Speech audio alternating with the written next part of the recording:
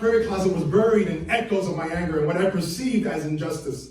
I dried up because that water source was buried under all that, and I was unable to locate it again, especially without the help of the Holy Spirit.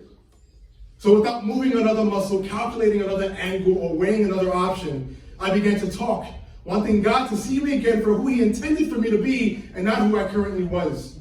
I wanted to get this over with so bad. I wanted to just extend that withered hand, but needed to get free of my chains first.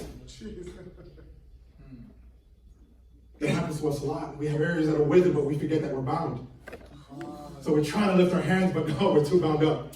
We can't even do that. We can't even extend that hand that needs healing. Matthew 18:3 says, "Truly I say to you, unless you turn and become like children, you will never enter the kingdom of heaven."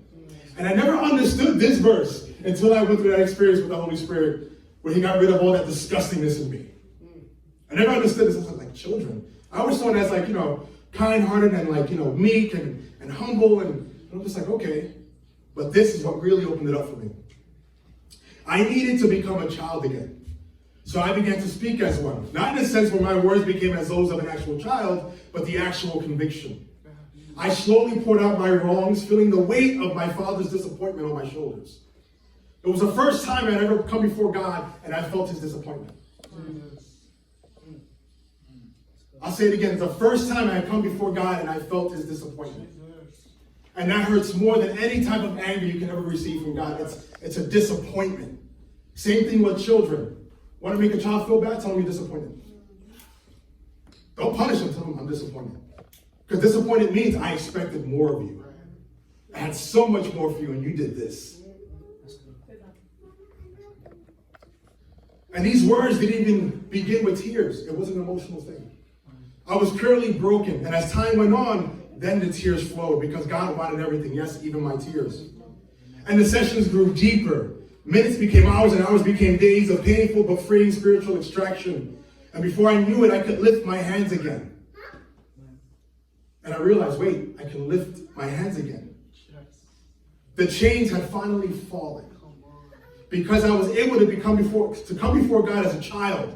The chains that once bound a full-grown man could not grip one who had returned to the spiritual state of a child. I'm talking about as I shrunk, those heavy chains just fell. They couldn't grip the heart of a child. When you feel that release, when you feel that awakening, that opening, that releasing, that awakening, it's the most beautiful thing ever. Your eyes are opened once again. You see everything different. Every wrong is no longer an injustice. It's how can I fix this? God, what do you need me to do here? Where can I interject? How can I walk that extra mile? And now I can extend and give up those things which were withered. And this act was harder than the last because we know that as you extend or give, it comes into view for the world to see. Because the only way to truly give up something is by shaming the devil and leaving it all on the table. But still, I was worried.